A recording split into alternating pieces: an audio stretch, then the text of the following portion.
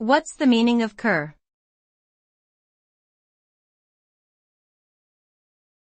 Cur.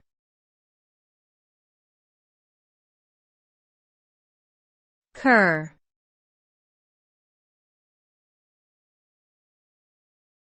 Cur.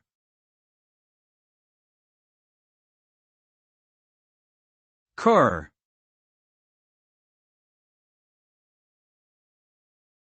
Cur is a derogatory term that originated in the Middle English language, and is typically used to refer to an aggressive or ill-tempered dog.